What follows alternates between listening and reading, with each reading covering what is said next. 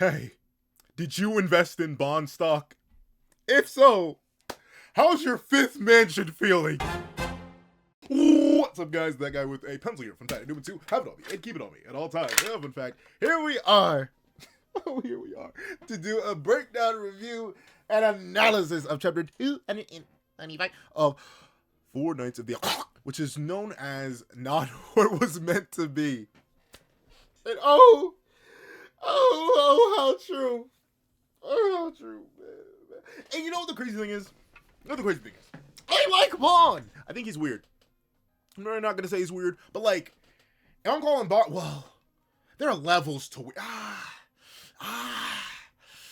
Is there a single male sin that's not weird? Other than my goat? Other than my legendary, juicy, handsome, scrumbly-umptious King Escanor? I don't count that one thing where he found Child Merlin cute. No, that is strange. But like, I don't know, man. Because as much as I love King, my glorious, handsome, legendary, juicy King, as much as he has it on him, he keeps it on him, just like me, for real. I'm sitting here like, he did meet Diane when she was like literally a baby. Like a baby. Like, I mean, she wasn't literally a baby, right? Like she was basically a toddler giant. A giant toddler? I feel like a toddler giant works better there, because like a giant toddler just sounds like a really big toddler. So like, King's kind of a weirdo, because he fell in love with the child he met. I'm sorry, I'm not into that. And he'd be like, well, King was also, no, he wasn't. That man is like notably older than Diane. Like, hold on, let me check the Carfax real quick. King, SDS, I think he's like 1,400 or something. He old. 1,300 plus. 1,300 plus. Not even 1,300. 1,300 plus. And then how old is that Diane? How old is Diane? She's a solid. She is smooth. What, 7 something? Dog. She's 750 by the time of Seven Deadly Sins. King is nearly twice as old as this man. He met when she was a child. It's like, I also love King. King's a weirdo. I find Bond weird just because, like, I still don't like how he's treated the Jericho situation. Like, oh, that's normal. You know, you're a man, he's a woman. He was a child, Bond. He was a child. That's weird. He was your child, no less. Like, really? Bond, that's strange. But, you know, Knock was a freak. And I still don't get why Elaine had to be a child. And you may be like, well, she's not a child. Don't play with me. So, like, Bond's a weirdo. But King's also a weirdo. And, like, honestly, like, to be fair, Knock also didn't have to make Elizabeth 16 in the original series for the most part. Like, literally, I think she's 16 for the entire original series. But, like, they didn't have to do that. But, like, I can sort of give Meliodas half a Freakazoid pass. Because, to be fair, he met Elizabeth when they were both adults. As far as I can tell. I know Meliodas is technically relatively young for a demon, like, biologically. Like, he's actually still a baby. Because, you know, the whole immortality thing wasn't really allowed to age. But, like, at least years and chronologically wise, that man met Elizabeth, presumably at least after 18. Same for Elizabeth. We know it has to be older than 18 for Elizabeth because, like, goddesses age really slow, apparently. Based on what we see with Mael versus how much time passes. But, like, man, it's like, man, it just hurts, man. It's like, it doesn't even hurt, like, bad. Once again, Bond upscale is fine. Everything, you know what, you may be like, okay, Pencil Man, what on earth are we talking about? I know we got a lot to talk about, so let's not waste more time. Let's hop into the cover page of chapter 225, Not What Was Meant to Be, as we see King 2v1ing Ironside, whatever, random bum, Beltreeb. Now, obviously, Bond getting just spatial resistance, like, I don't know, like, I always sit back and say sometimes authors do things, and they don't realize what they've done. Like from a power scaling perspective, I, unlike many other, well, I feel like it's becoming a more common sentiment, but there's still a lot of power scalers out there. But I personally believe power scaling, especially in battle manga, shock horror, is actually very, very relevant to the narrative. But, and I'll talk about power scaling for Kath later, because there were a bunch of great comments on, like, Kath and his power versus his effectiveness as an antagonist, how you don't really need one for both, and also there's, like, the corrections on the chaos stuff they do need to make based on comments left on last video. So, like, regardless, there are a couple things we need to talk about, but one of the major things we want to talk about is that authors sometimes do things and don't realize what they do, right? Like, I don't think Tetsuya Nomura and the scenario writers realized the Pandora's box that they opened when they said hearts can just travel through time, and then have characters in universe reacting to hearts being fired at them. Like actually, like that's actually a little bit much. But even then, I don't think Tetsuya Nomura and the scenario writers in Kingdom Hearts realized what they did when they said, oh, the Realm of Darkness has no time. And then let multiple characters from the Realm of Light move in the Realm of Darkness with no issue. Not any special protection. Nope. They're just built like that. Okay. Everyone's inaccessible. Fine. Like, I just don't think they do that.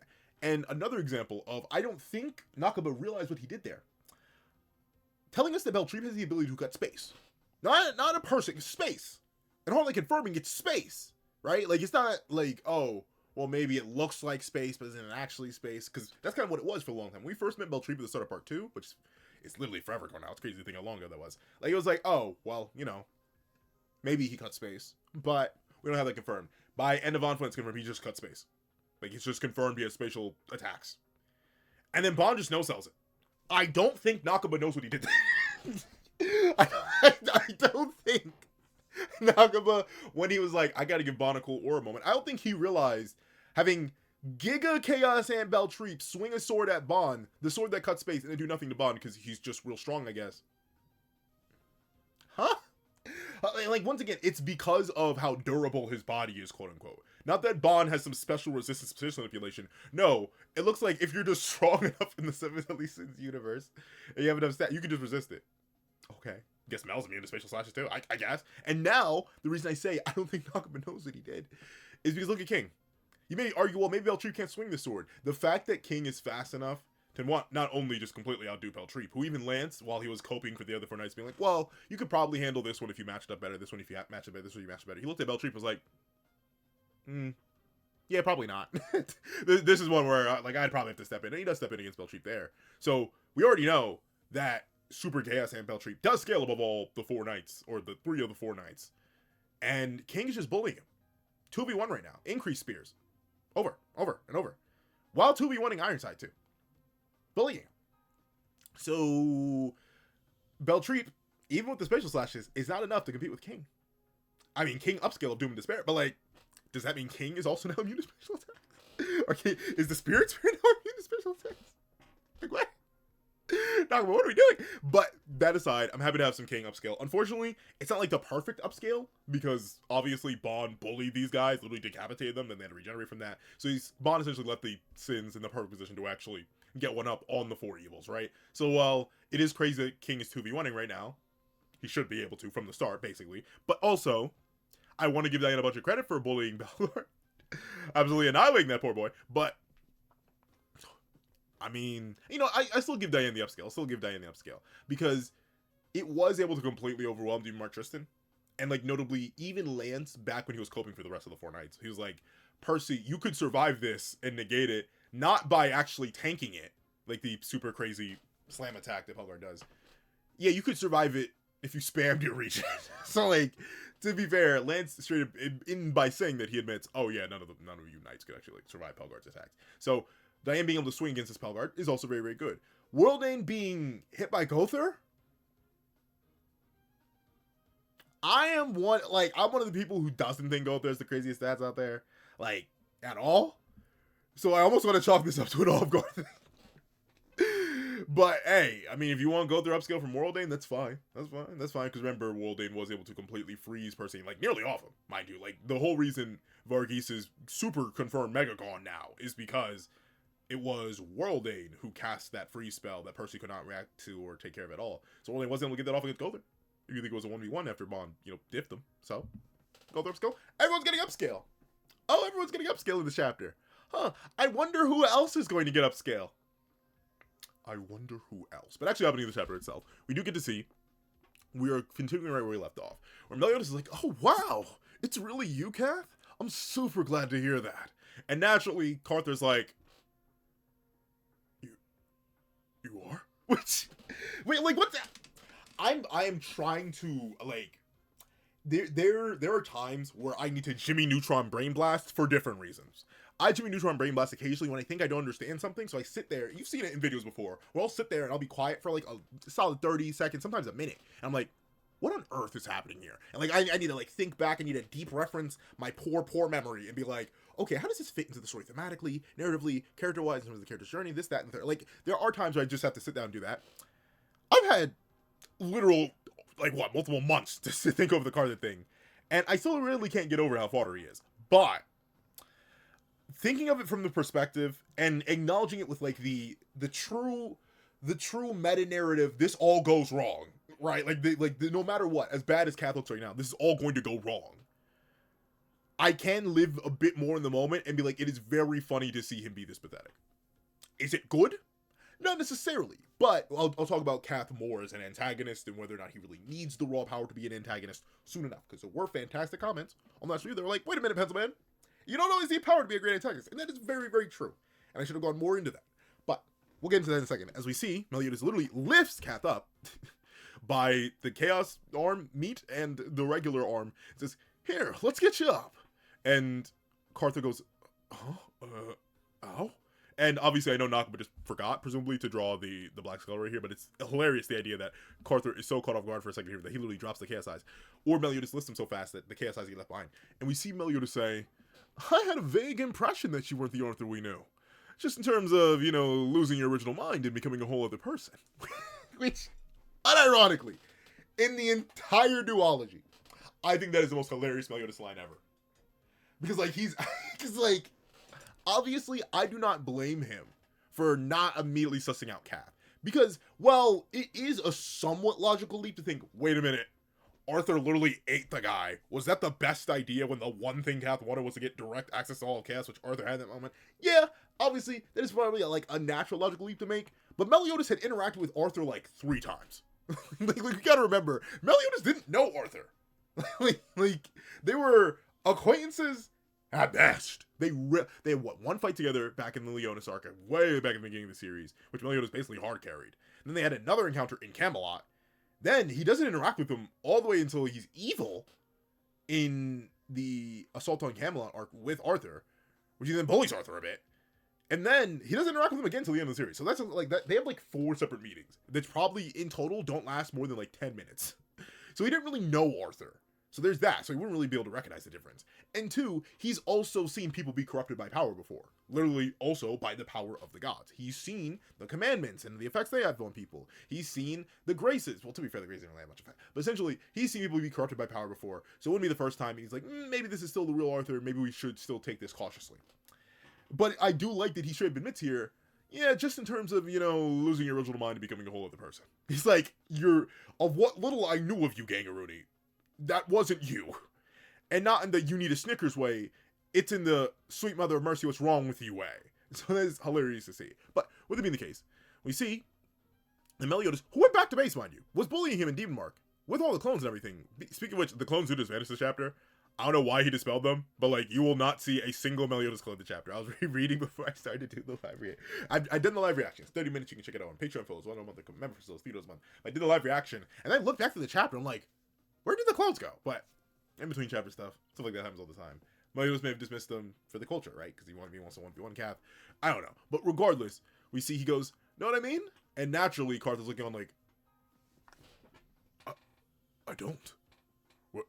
What's wrong with him? And once again, if there's one thing I really like about this chapter, it is selling that the sins are different, right? It's even the more fodder of them.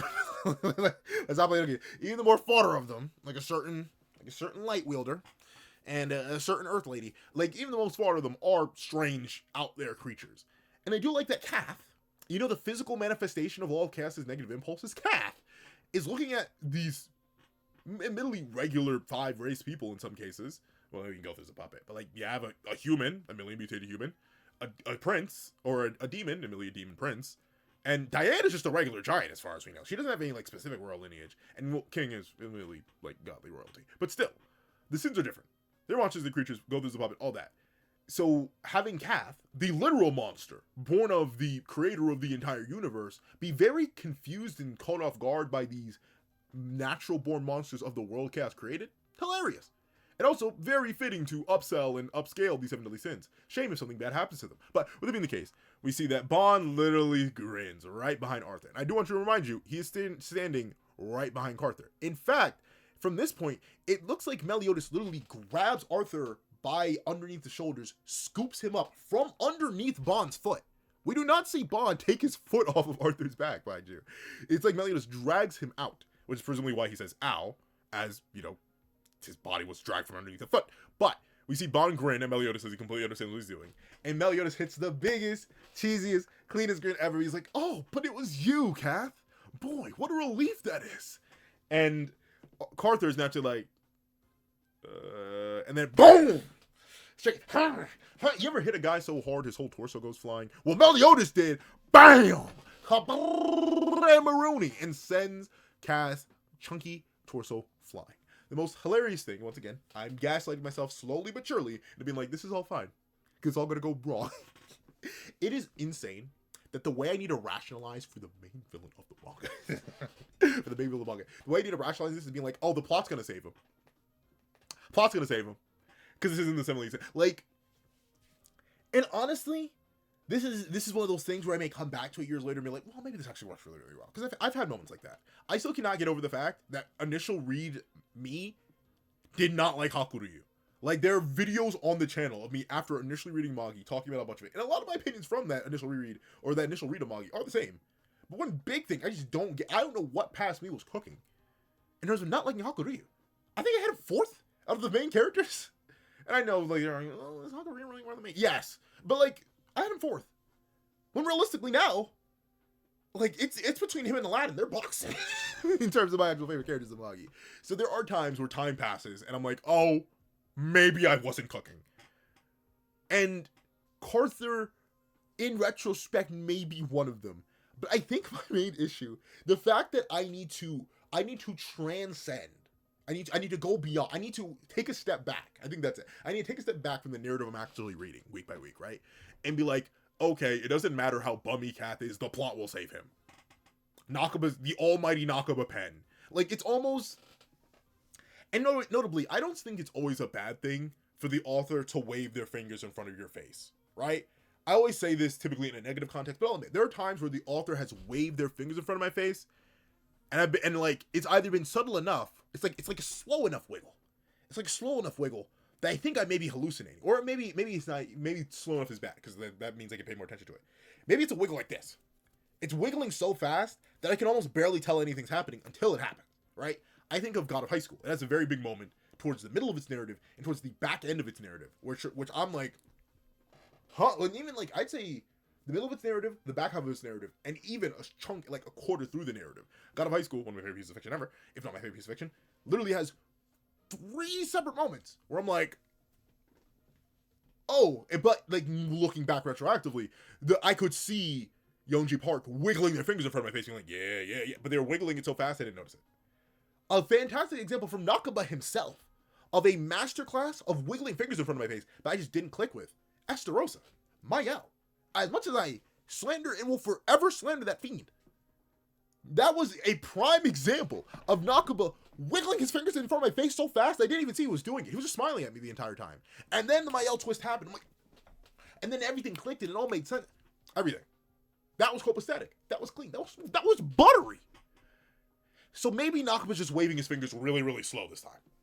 Because for me to have to be like, oh, well, the plot's going to save Kath, so it's going to be fine. You know, like the sevendeadlysins aren't the main characters. They're not digital characters anymore. This isn't the end of the series.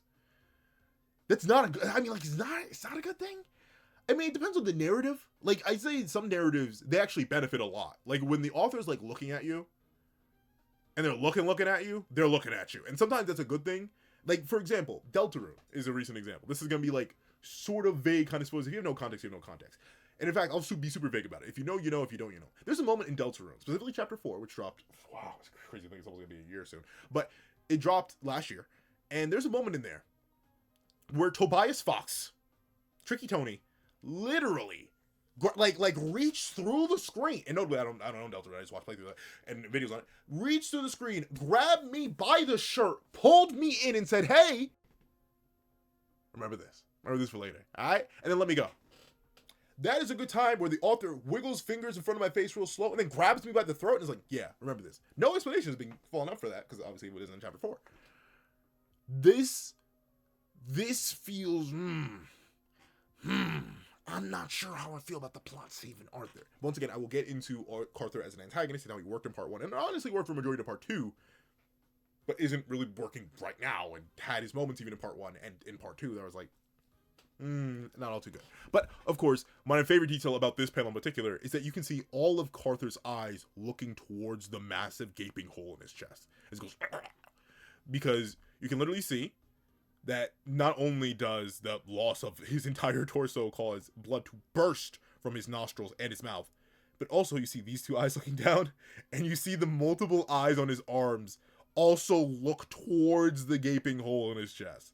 And I love how these two eyes in particular have veins popping. Like, the pain is only registering in some of the parts of the Chaos arm and not others. But naturally, we see Meliodas with his fist soaked in Carther juice and his fist blazing as he goes, "Now I can bury your sorry hide without having to hold back at all." And, this is one of those cases where I'm also not sure if Knock was doing this or this. Mel, why are you lying? Mel, why are you lying? Mel, buddy. Assault mode? Assault mode? Assault mode? This isn't assault mode, Mel. It's been a while. It's been a long, it's been like literally over half a decade. Right, when did Fortnite start? 2020? It's probably been about small. And to be fair, like, assault mode didn't even appear in Cursed by Light. That's crazy to think. Like, it did not show up in Cursed by Light at all. I don't think it did. I even misremember. But I genuinely don't think. I think he just went Demon Mark because he doubled up with Zell. So, like, assault mode hasn't appeared in narrative since the Demon King fight. Think about that. And even then, it doesn't even show up for that long. It just appears towards the end. Like, I think the last time we saw assault mode in action was when Mel transformed into True Magic for the last time. Because he went from base to Demon Mark to AM to True Magic. And I think that was the last time we ever saw assault mode. So maybe Nakama forgot. But Mel, you're still sandbagging, buddy. And you dismissed your clones. So while as cool as this a moment as this is to see Meliodas literally punch a hole through Arthur and then light his fist up with the presumably immortal slaying blaze. Well, then again, I'm not sure if this is Hellblaze. It's too deeply black. Like, it's too heavily inked for it to be Hellblaze. We know Hellblaze has the purple. But then again, it's been a while since we've also seen Hellblaze. Funnily enough, I didn't realize this. I don't think Tristan ever used Hellblaze. I mean, to be fair, his demon form is very rare, but I don't think we've seen Hellblaze at all. Am I tweaking? I don't think we've seen any of it in Fortnite. And once again, this narrative has been running for literally 6 years now. But with it being the case, Mel is still holding back. He's still sandbagging. And we're going to talk about the scaling in a second. As we see, in the same instant that Carther gets his chest blown out and goes to scream about it, he gets absolutely chop suey, bro. Doug. I made quesadillas the other night. The onions were too thick. I should have just called Meliodas. I should have just called Meliodas, dog. Because he pulls out God Ripper and tears Cat to pieces. Once again, but it's colored the same way Darkness is. Maybe this is meant to be Hellblaze. The main reason I think it may be Hellblaze is because this definitely looks like fire. And, like, Darkness typically has, like, thicker, chunkier edges around it. But, or if not thicker, chunkier edges around it, it typically has, like, sharper points. This does look like fire. And obviously, it would make sense to use Hellblaze, something that can negate the regeneration of immortals, on another immortal. But still, God Ripper pops out. And Meliodas says, "Now you'll know the pain of all the people you trampled over, you fiend." And naturally, Carther's like, You remember me. You're happy to see me. But you forget I'm immortal. I transcend life and death, not holding back, eh? Well, I will do just the same. Now, I was going to go into cast design here, but I'll save it in a little bit. I do want to save cast design. But I will admit, I'll give a positive thing for Cat. I do really like the design. I really do like it. It looks, I mean, definitely, don't get me wrong, it still definitely screams Scrappy-Doo. Like, live-action Scooby-Doo movie, Scrappy-Doo. And it's crazy to think that movie's I'm getting so old that movie is so old. And some of my viewers may not even get that reference. But, like, he does scream live-action Scrappy-Doo still. But I do like the design. And I do like the contrast, right? Because ultimately, we have to remember the not necessarily meta-narrative. What's the term? Like the subtext here. Like, Kath still is the creator and embodiment and container of an entire world, right? So it makes sense that when he truly manifests as his proper self, or at least his current proper self, he's gargantuan, he's big, he's hefty, he's monstrous in many ways, shapes, and or forms. Meanwhile, we have Bond, who's like 7 foot something, like that man's massive, and Mel, who's only like 5 feet, but still, two humanoid characters standing tall against this monstrous creature. Because Kath, he's one of those characters who is less character, more concept, but it's like Nakaba's working backwards from that, is making Kath more concept than character now? Or no, more character than concept. That's kind of the way we're going with it now. But hey, Kath is fully manifested his true form. He's going all out, supposedly too. And I think that's fine, right? The gig is up, the game is up. Him playing in the other form doesn't necessarily seem like a wise move. However, I will admit, making himself a larger target just seems a little bit dumb. Remember how that went for Fraudrin? Or how that didn't go for Fraudrin? So, like, Kath may have made a dumb move. But I think another thing that's very important, though, that, and I say not even to remind others, but to remind myself, I need to remind myself, Kath is not a guy, right? Like I said, he was originally a character much more made, especially by end of series. You may be able to argue Kath was more of a character before his end of series reveal, but especially by EOS, he's literally meant to be the embodiment of all Chaos destructive impulses that Chaos wants to be down, right? So, like, it makes sense that he doesn't really have any fighting experience, especially not in a humanoid form.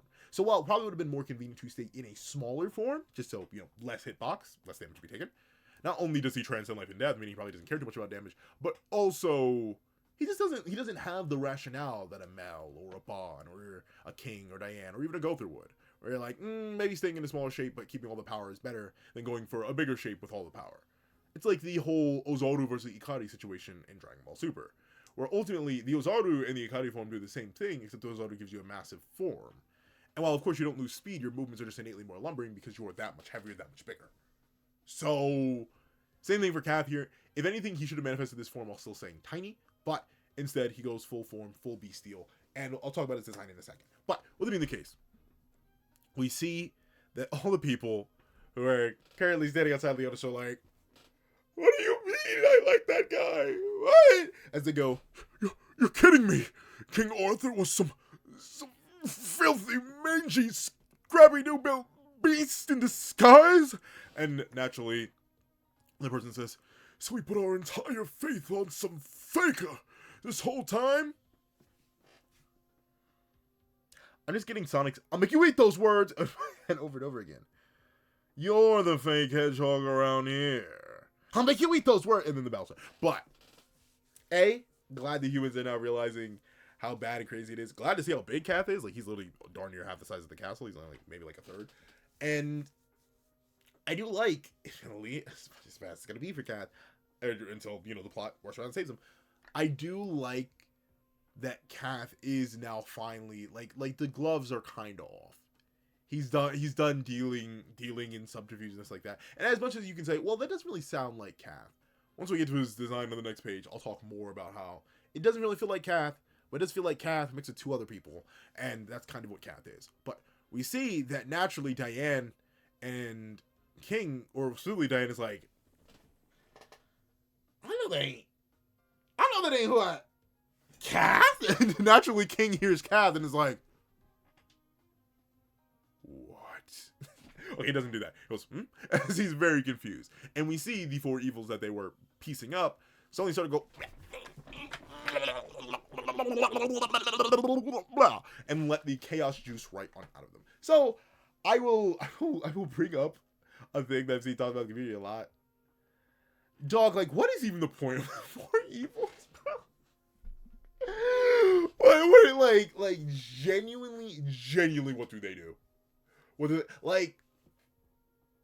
And I think the main thing that gets me about this is that he specifically re-imbued them with chaos so he could control them directly, seemingly, or at least completely override or conceal their base. Like, he did all that work. And they do nothing. Like what? They cause a little bit of havoc in their base states. They go wild in their super states. Bond watches them both times, and they're currently being watched by King. And now they're just going to be reverted. The chaos stuff literally rips right out of them. But why were they... I mean, I guess to give the other sins something to do so they didn't immediately start ganking Kath. Because that's really what's going to happen under this chapter, thanks to...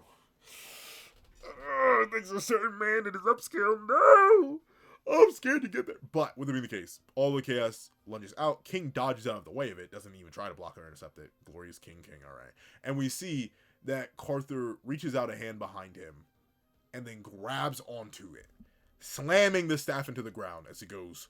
"Do not belittle my power. as he uses or summons the divine staff of manifestation.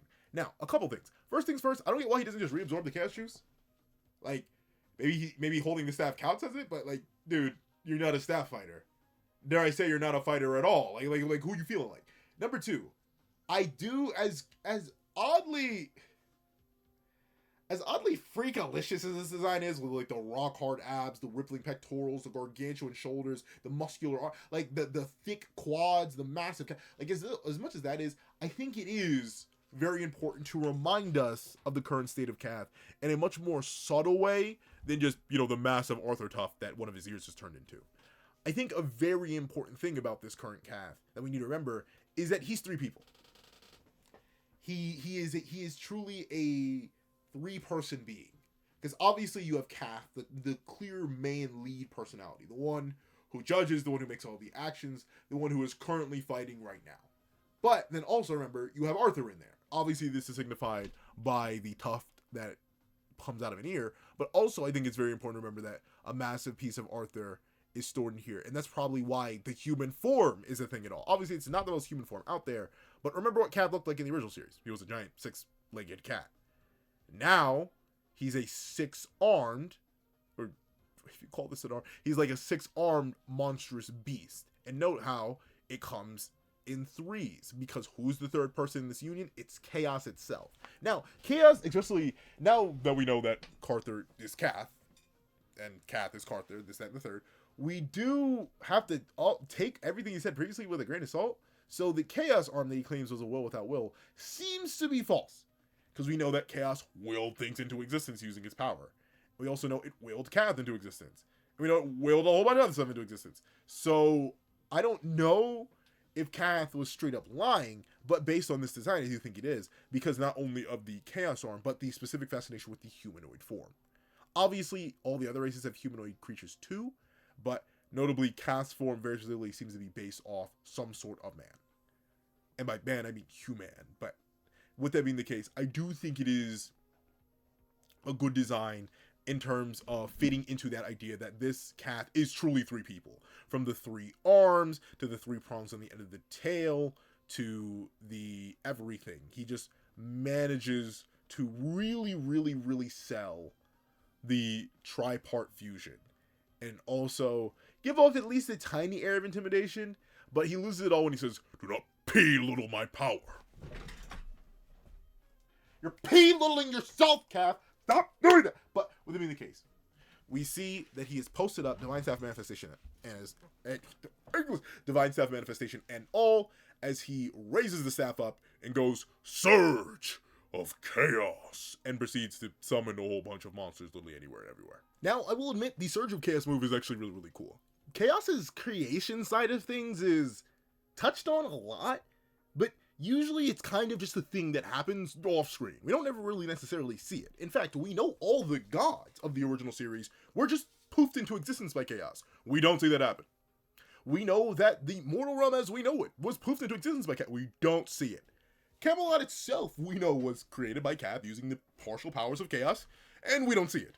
So it is cool to see Cath manifest all this from practically nothing. I do genuinely wonder something, though. I don't get why he made the staff. I don't know why I keep reading Divine first, but the staff of Divine Manifestation, I don't know why he made that instead of reabsorbing the Chaos power into himself. Maybe he has access to the full range of it, but I don't get why he holds it as a weapon, as once again, Cath doesn't fight. He's not a dude. And hasn't really been a dude. He doesn't even have Excalibur. He can't even rip styles from other people. I have no idea why he's fighting like this, but still, the Surge of Chaos is a cool move to see. It is manifesting the creation side of Chaos, still sick, still twisted, still evil, still diabolical, which obviously works for Cath, who's sick, twisted, evil, and diabolical. And naturally, we see these many Chaos monsters be like, "Oh, I love me some human meat, bro. Let me get to the goblin." And naturally, we see the many different people, both knights and otherwise, scream, "Oh!" As one says, "It's a giant army of monsters." And one of the other knights says, "We're surrounded. Retreat at once." And if you're surrounded, where are you retreating to? If you're surrounded, where are you retreating to? But obviously, as Cath summons all these different creatures, he questions, "Did you really think I'd so readily let such a beautiful toy escape my grasp?" And like, calm me down. golly stupid. I'm not sure what he was referring to here. Like, have you read the chapter at all? I'm assuming he means the humans, right? That's why he's saying readily a beautiful toy. But, like, I don't get that, because he was legit just talking about how he plans to wipe out all humanity eventually anyway. What do you mean let them escape your grasp? I thought you were going to slaughter them all. You were literally going to if Mel didn't full counter that ball back in your face. What are we talking about, Carther? You're very, very inconsistent as an antagonist. And I'm almost there. Do not worry for those who want me to talk about the antagonist thing soon. Don't worry, I'm about to get to it. As we see that naturally one of the knights says, did that demon cat summon them? And Gila says, bad news. There's too many to tackle. Which is crazy coming from Gila and just is a testament to these things. Remember, Gila, especially by the time, pre-time skip, was already more than capable of wiping out like entire platoons of demons of different archetypes, which were already very powerful. And Gila at least should be comparable to post-time skip current Hauser, who is also a monster. Plus she has her demon mark manifestation. She's really, or her demon form manifestation, she really should be a whole lot stronger. But she isn't. And it's not even that she says she couldn't handle it. She says there's too many to tackle at once. And naturally, we see Anne and Nasians, two of the knights of the Percy platoon, knighting it up. And I do genuinely wonder what is happening concurrently in Camelot right now. Because that's presumably where the other knights are. They're following that prophecy. But like, where? What? How? Why? Like, why'd they leave their entourage behind? But since they did, we see that Anne says, it's like a huge tsunami. Me and my Spectre Sword are straight booty meat and fodder. And naturally, Nasian's like, Gramps! Slide me an assist. You're up, Sacred Tree. And she summons second form, Spirit Spear, Chastityful. Second form, Spirit Spear. I know I said second form way too much there. But they fire out the Spirit Spear. It collides against one of the frog chaos creatures. And it simply digs in. And nothing else. It digs in them. But it's like, was that supposed to tickle? Wiggle? Tipple? Because I did nothing. And immediately it just smashed Nasians away.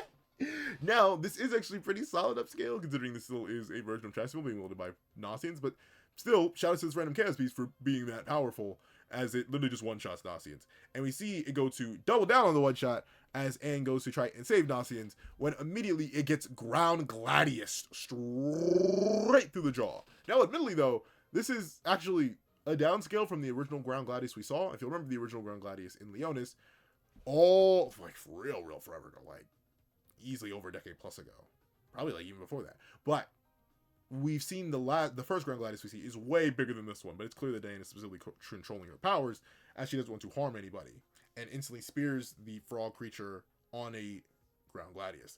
And she says, or questions, you all right there? And naturally Anne goes, oh, it's Lady Diane. And Nazi is just a character after my heart, gang. As they go, Mom. And man, I love my mama too, Nazi. I love my mama too, bro. I love my mama too. I get it. He's so happy. She's so happy. Sorry, my apologies. She's so happy to see her mother coming in and clutching up for her. And we see that even as the frog is speared and immobilized, two things. Number one, it does not regenerate. So the transcendence of life and death properties that certain chaos creations, or even the four knights or the four evils had, do not apply to these creatures, as it does not simply leap off or heal the Ground Gladius. Two other creatures need to follow up on the frog's stead, and they immediately get pierced. Fight fire with fire. Now, I'll say this, I genuinely feel like a page is kind of missing here. Obviously, I know fight fire with fire is the use of the increased Chastityful spears literally raining down. You can see the blood pouring from the holes as they all presumably slashed and dove right through, but like, I'm not gonna lie to you, gang piece for King Rooney.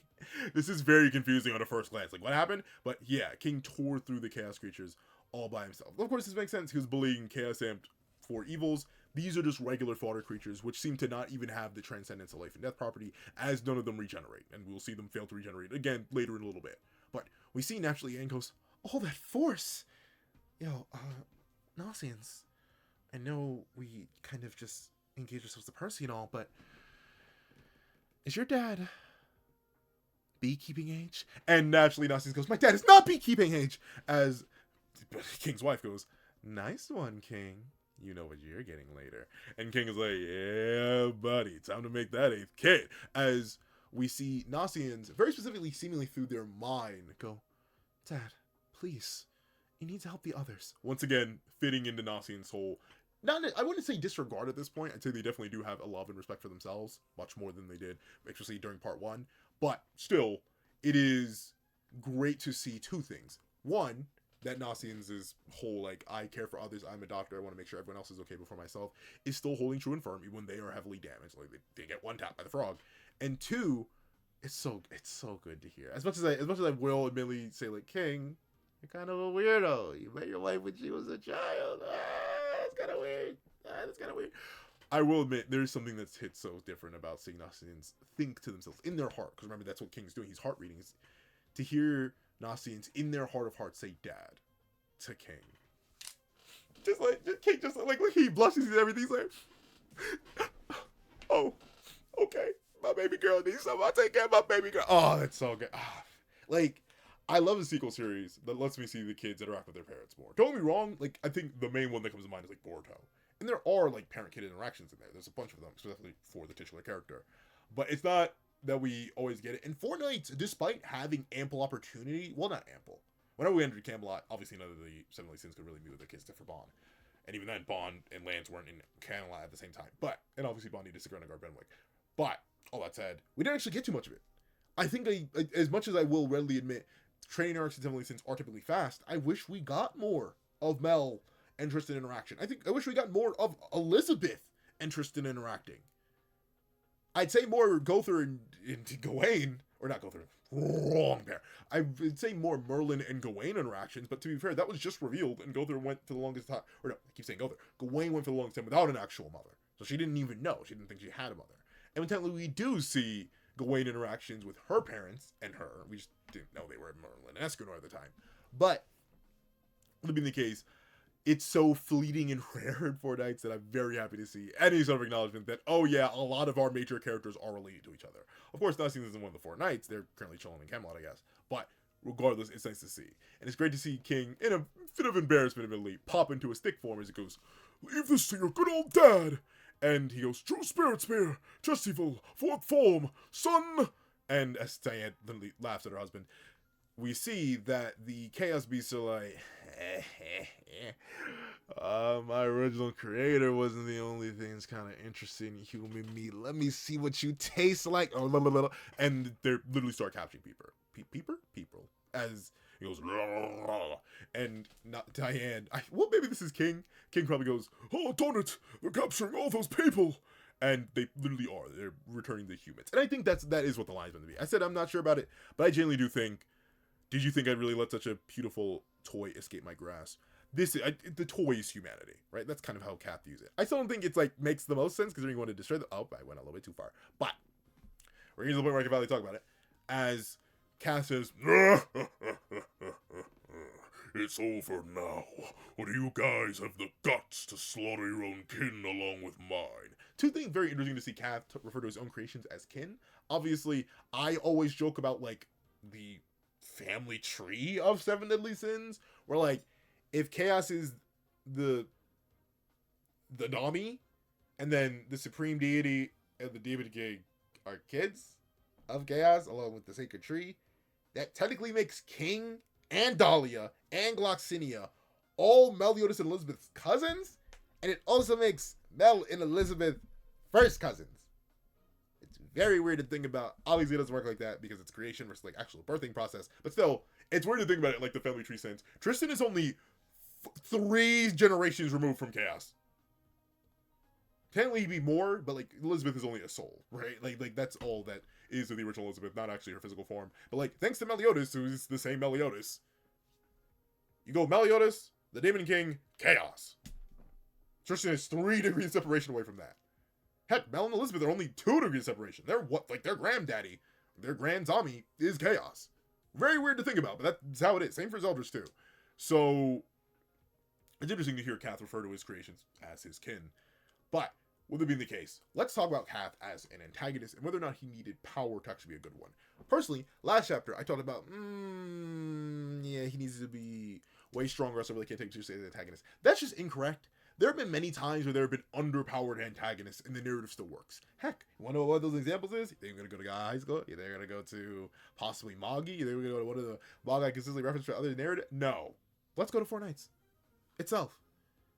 Kath Carther, whatever you want to call him, he's been a bum since like chapter 70. Whatever chapter that Lance stepped on him, he's been a bum. And let's not mincemeat here. Mincemeat, Lord. Let's not sugarcoat it here. He's been a bum since then. But he still worked as an antagonist because of two things. Number one, this was pointed out by commenters, the specific nature of his antagonism, and two, copium, and due to a lack of information. For the first part, Kath worked as an antagonist despite being generally underpowered, since one of our titular characters, well, not even a full-grown adult at the time. Heck, now we know at that point, Lance was probably like, what? Chronologically, from his perspective, he's probably like 12 when he stepped on Carther, because he went into the world beyond when he was 10, came out 3 years older biologically, even though 100 days only passed for him. So he's still 10. Then 3 years past the start of Fortnite. Okay, so he's like, what is he? He's like, what? 15? No. Chronologically, he's like 13. He's like 13 when he initially steps on Kath, right? He's like supposed to be 15 now with a 2-year time skip. So Kath's been a bum since then, power-wise. But Carther worked for the nature of his antagonism. He was in an entirely separate dimension. He did have a whole bunch of living, breathing hostages. And also, there was the uncertainty of whether or not he was actually Kath. Or very specifically, whether or not he was actually Arthur, was Arthur's right mind. There was a lot of ways that Kath worked as an antagonist without the raw power of a certain antagonist, right? It is not impossible to write antagonists who have less power than a protagonist, but have problems that need to be solved in ways that cannot be solved with just power. Kath was one of them. That's actually a fantastic example of that before he showed up. Same thing for the second part, too.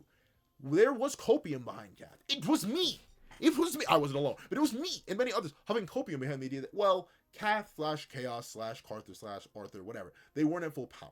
They weren't wielding Excalibur. They weren't in their own realm. They were maintaining all of Camelot. We was pulling straight from the One Piece book, y'all, where it was like, Kaido's holding up Onigashima. Obviously, that takes a good chunk of his stamina, even if he clearly claims he doesn't take any energy from it at all. Kath was literally maintaining an entire separate, in some cases, low-end, multiple separate solar system-sized realms. In many cases, realistically, if you look at Anfun alone, multi-galactic realms. Multiple of those. He was just maintaining all by himself. Obviously, that doesn't take a whole ton of his energy. Plus, we had the idea that he literally had to steal pieces of, Britannia to make Camelot, which, based on how the gods themselves work, in terms of, the Supreme Deity and the Demon King, and also the Sacred Tree itself, it really makes sense for Kath, or Arthur, what we thought at the time, to need to take pieces of land from Britannia in order to maintain that, because they literally made Britannia. So there was a bunch of different copium one could huff for Kath that essentially made it so that he still worked very well as an antagonist, thanks to his control and influence over the narrative, despite having the lack of raw power. So it could have worked. Why is Kath failing now, then? He's still the same antagonist. One, the big core thing is, it still does feel more like a retcon than actual, oh, it was always meant to be Kath. The main thing that feels weird, even though I've clearly gone to the idea that Carther right here is 3 people. You know how he has the humanoid form of Arthur. He has the fascination with humans that Chaos has. He has the tuft of hair from Arthur. He has the Chaos art. Clearly he's literally 3 people at once, so his main base personality is obviously massively changed. But I think the main thing that is working against Kath now is that he's here. He worked better as a general facilitator. A sort of character that that is responsible for the plot, but isn't one that is meant to be fought directly. And now that he is fighting directly, now that he's here, now that there's no excuses, right? Other than, well, he's maintaining, a lot of Camelot's gone. All the people in there were teleported out. It's barely, being maintained by Jericho alone at this point, as far as we know. And obviously the other Camelot Knights or the Camelot citizens were already there. But still, there's basically no excuse. I know we have the excuse of he admits that he does not have full control over Arthur's force, but still, he wields a solid portion of chaos, as he himself admits. He devoured a good chunk of it. There's no ambiguity anymore. There's no mystery. There's no facility. He's here and he's getting beat up by not even the titular characters. Beat up badly. He's not even putting up a fight. It's bad. It's bad, but it's only bad because he's switched narrative roles because he's on the forefront now. Funnily enough, the one thing I have to give the Demon King, as much as As boring as the Demon King is, you're not gonna. This is gonna be the one of the rare points where you will ever hear me defend the Demon King as an antagonist. I think he's boring, but the one thing I'll give the Demon King is that he was simultaneously background facilitator for the entire plot of Seven Deadly Sins, and also when he showed up and started putting in work, he put in work. Right? Sure, he had his moments where he struggled once he manifested into the real world, but when we think of the Demon King, when we properly saw him in Purgatory for the first time, he was a hard stop. As powerful as Mel was, as powerful as Wild was, as powerful as Bomb, they didn't matter. He was straight bullying them. 50% power, trapped in Purgatory, eating random fodder in there. Not anywhere near his physical prime. Well, we didn't really know the whole prime versus non-prime thing. But essentially, he was a monster, a beast, a creature, even when he was no longer facilitating or acting as the basis or the background for the entire plot, as he already was. He had presence, aura, meat. He was slapping his meal on the table, wiggling around, and actually doing some damage.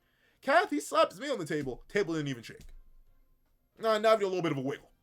And that's the issue. If he could slap it around, swing it around, helicopter a bit, then maybe we could make it work. But right now, it's just not working all too much. And obviously the retcon thing, right? The main point I always go back to is that why did Kath do the whole Merlin thing?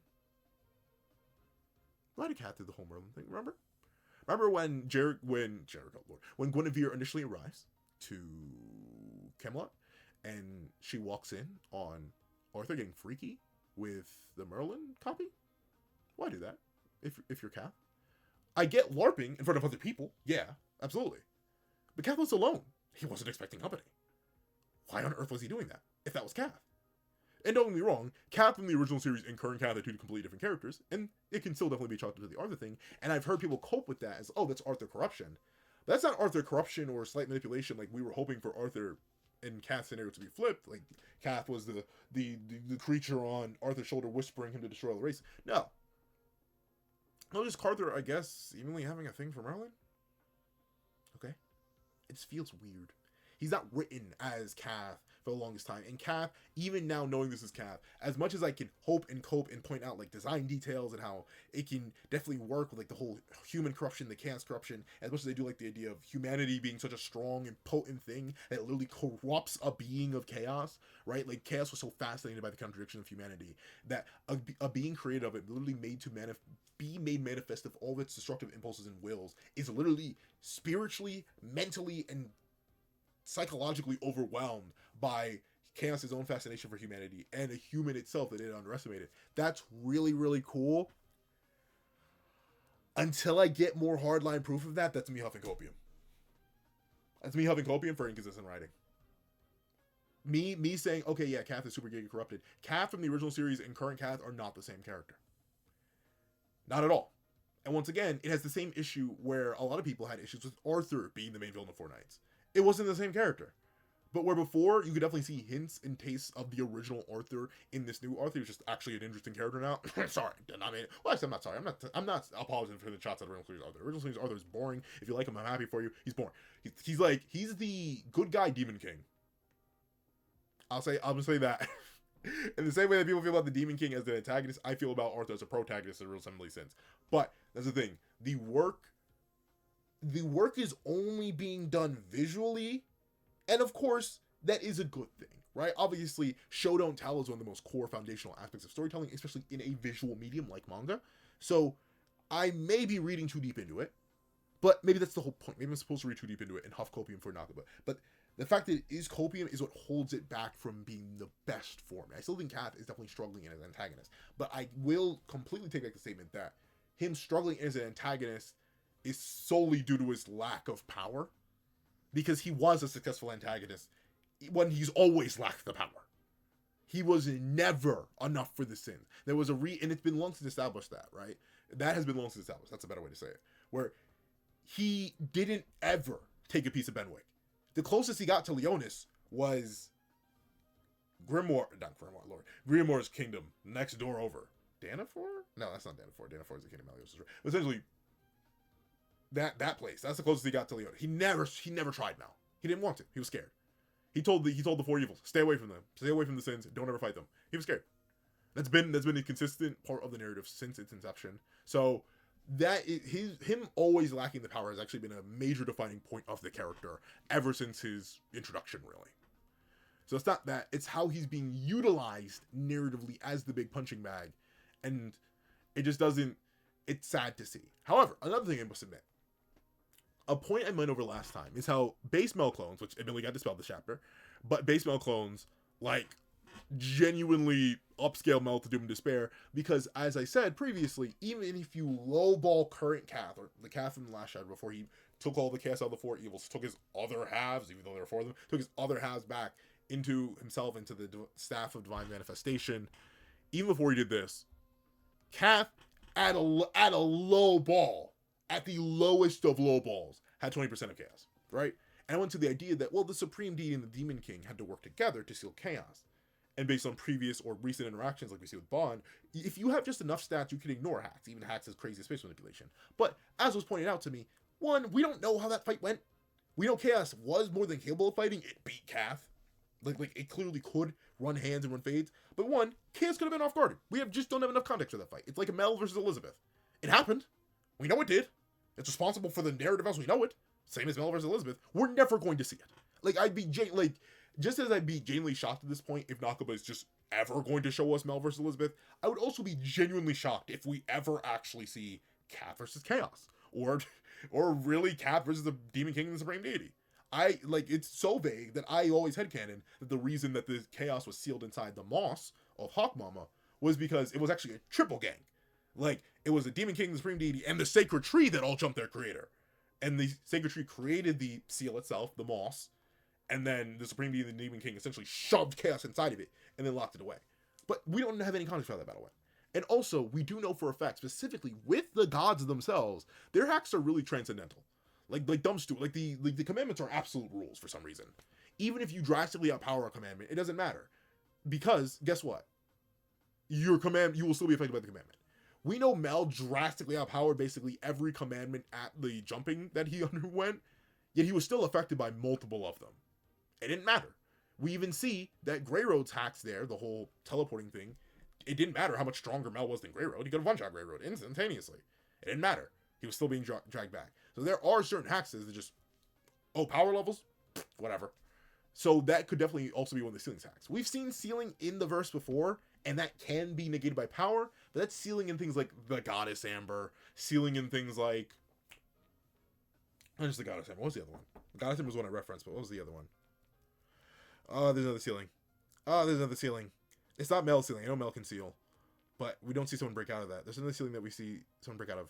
I mean, it's Melascula sealing. Also Mel, right? So those are two examples of Mel just completely ignoring sealing. So while sealing in this universe can be broken, it is very likely that the Supreme Deity and the Demon King don't actually scale to Chaos at all, and not even the slightest.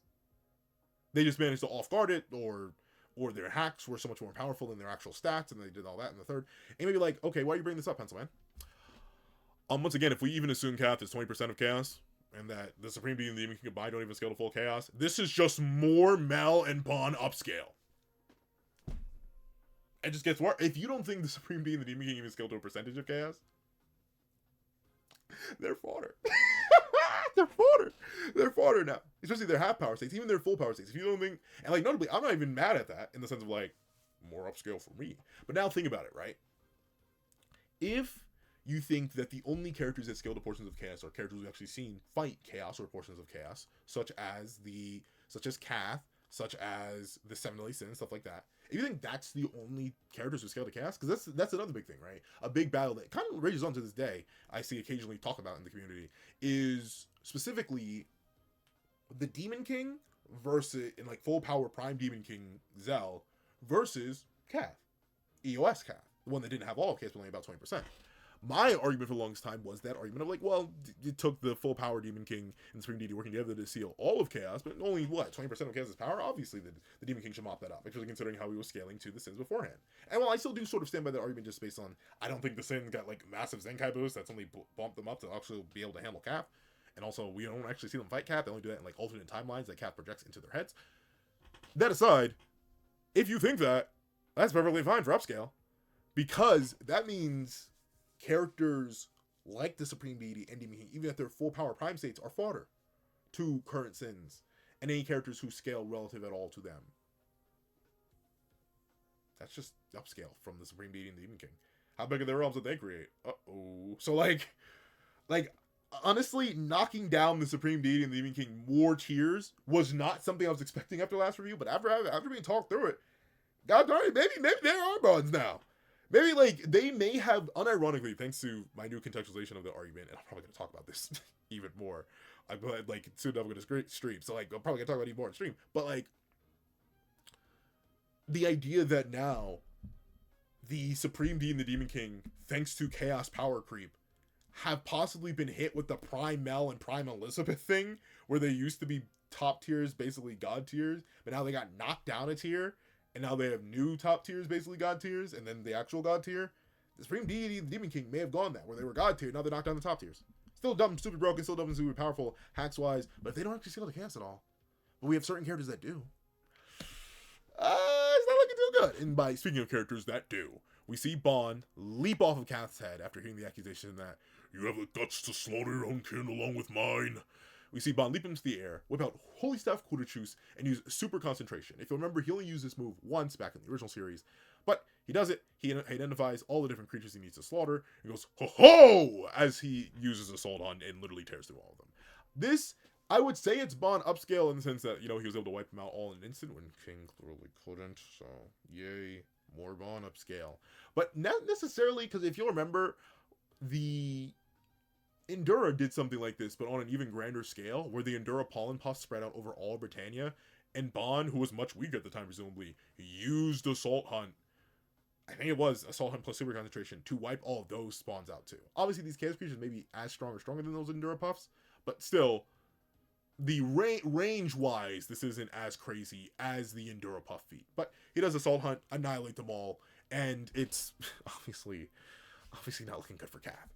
And we see that Kath doesn't take this line down, though, right? He snatches Bond right out of the super concentration, right out of the air, wraps him up in one of the medial chaos arms, throws him down, and goes, no, he doesn't go, he goes, because he does pee on the beginning of everything now. He goes, I'm so sick of all these distractions. Just die, die, die, die, die, die, die, die, die, die, die, die, die. And he smashes the staff a whole bunch. Two ways to interpret what happens after this. Either one, Kath is so buns, so fodder, and so bad at fighting that he just whiffed every single one. Or two, Bond just face tanked all this. Once again, character with a solid portion of chaos, after reabsorbing the halves that it had let out, attacks Bond a whole bunch, and either Bond weaves them all to break every single one of Kath's fingers, even his non-fingers, and then slashes him right through the dome.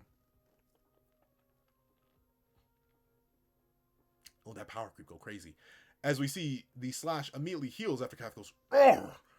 And Bond, literally aura forming, floating right in front of Kath, is like, chaos-driven alien kind of thing, huh? You sure are a monster. And naturally, Kath, listen closely, in fact, I'm going to close. Kath, living embodiment of the destructive impulses of the creator of their universe. Remember that. Creator of their universe. Looks at Bond, the guy who's been alive for at most 1,200 years, and questions, who the heck is the monster here? And then literally gets knocked down. Crash. Fried. Deep fried, double battered. Everything's Bond upscale. And everything's DD downscale now, bro. It's crazy.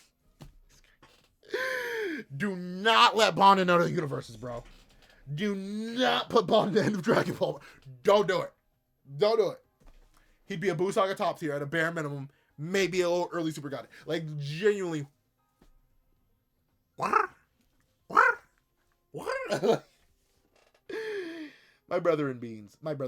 Kath is a bum. That's not gonna change. The plot's gonna save him, though. Plot's gonna save him soon. A slight little cope I developed recently is maybe this is all that eye illusion thing he did. Maybe he looked all the sins in the eyes real quick at the start of the fight and we didn't notice, and like they're believing this is all happening, but it's actually they're all standing there paralyzed, and maybe that's it, and they're all like getting sealed away or something. I don't know. This all seems way too jaded. This all seems way too real. I don't like Naka's been known to drag out bits for multiple chapters before. This would be a long bit to drag out if they really were that chaos eye thing that he completely forgot he could do. But overall, I'm not gonna sit here. I'm not gonna sit here and have copium, y'all. Yeah, come here. chapter's still gas. Like I said, I'm more so, especially after the talk about like antagonists and how they work, and once again just slowly but surely massaging my brain to gaslight all the negative feelings I have about Cat as an antagonist currently out of my head. It works to see him get bullied because he's a bum, and it's great to see the Sins truly be relevant top tier monsters that they've been hyped to be for the entire narrative. Right? Sure, I'm going to huff copium to doom and despair and say that World End was just off guarded by Gother. But I will take King 2v1ing two of the Super Chaos and 4 evils, including the guy who can literally cut space. I will take, presumably, a base Diane bullying Pelgard who was able to one-shot our 4 knights. Remember, Percy wouldn't have even beaten Pelgard without healing through every single one of his basic attacks. The only way that Tristan was going to beat Ironside was specifically matching up well against his ice immunity thanks to the whole fire thing. Beltreep was just a tier above, and Worldane could have been beaten by Gawain, I think was the matchup there. But still, it would have been an extreme diff for all of them anyway. I'm glad to see the Sins are still quantitatively a tier above the 4 Knights, because that was getting very questionable with King's Bun's performance. So thank you, King, for reforming yourself. Meliodas' attitude here. Beautiful, fantastic, fitting for the character, and I'm glad to see him, even if he's lying. He's not going all out yet. Him using Goddard, but him going crazy, beautiful. Wish he had kept the clones out, but obviously, the clones were just a bit overkill. Second, Carther finally going full Cath mode, cool. The design, cool. The manifestation of the divine staff divine manifestation, very cool. I do like the design. I like how it speaks to Cath's possible corruption angle, this, that, and the third, the chaos, the Arthur, and them all. Like, that's all cool. The human biases, that's all neat to see. Surge of Chaos, great to see Nakaba get to freaking flex out with the monster designs that he loves to do. Great to see that, once again, even as powerful as a character like Nasians, who is presumably, out of our non-Knights tier characters, probably the 6th strongest right behind Ballin, I'd say? Right? Who else would be stronger? I'd say Gareth / Dareth, but like, that's a very situational matchup power-wise. I feel like Nasian should clear with the Spirit Spear. But, that's, and like, unless you want to really, really slurp Isold off. Like, they should just be Ballin, then Nasians. Great to see that they still need to be saved and interacted with by their parents. I love seeing the kids interact with the previous generation. That's one of my favorite parts of a sequel series in general. It's always good stuff. Then it's glad to see King do the same thing, so that's really, really cool. And once again, as much as I did whine and complain and whinge about Bond upscale this, Bond upscale that, as much as a weird always is, I still do like Bond. Glad to get more Bond upscale. Glad to see him bully. Like, overall, it's just good stuff. So, if you haven't always seen this video, please do me a favor and leave Hunt the Assault. Let's just flip it. Hunt the Assault in the comment section down below. And thank you so much for watching. Please remember to leave a like, share, comment, and subscribe. Make sure that lethal notifications so you don't miss out on any videos that come to the channel. Also, going to have a Patreon below. You support me for as low as $1 a month. Things like exclusive videos, early content, and more. Also, now become a member of the channel for as low as $3 a month to get the same perks and more. So those perks include the live reactions here this series I am to review, ad variations of all my videos, early ad-free access to all my videos, and one of those live reactions will of course be the 30-minute live reaction to this very chapter. On top of that, all the previous live reactions to 4 Knights and all future live reactions to 4 Knights. On top of that, you get your name listed at the end of literally every single video I produce. And if you're a $3 member or $3 patron or higher, you get your name listed and read aloud at the end of every single video I produce. Not just for this channel, but for the second channel that got the reaction, linked in the description down below. I do 45-minute to 2-hour long reaction videos every Saturday at 1 p.m. ES Tizzle over there, so go feel free to check it out. It'll be linked up in the card over there. And then on top of that, I do have my Ko-Fi link down below. You have 5 minutes for a short video, 20 minutes long video, or any beans at all. Any support is always greatly appreciated. Now, I want to thank you so much for watching once again, and I hope you guys have a wonderful day. This is That Guy with a Pencil, writing off.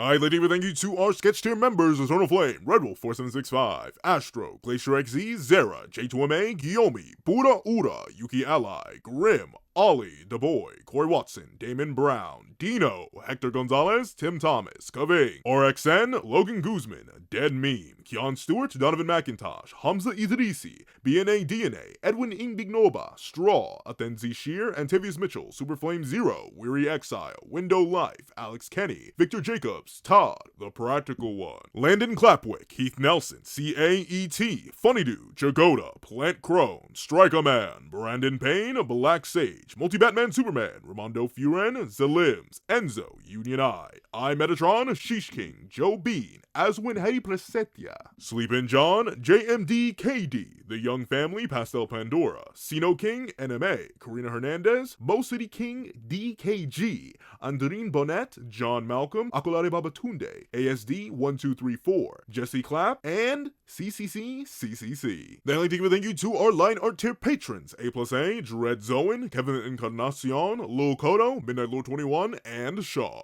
Then I'd like to give a thank you to our Inc. tier members, King RTX, Shrimpo the 4th Shrimp 06, and Zom. Then I'd like to give a thank you to our digital art tier members, J Warrior, AZ Void, and Valdenison. Then I'd like to give a final thank you to our colored art tier patrons, Walkie Munoz, and A Ernesto902 at gmail.com.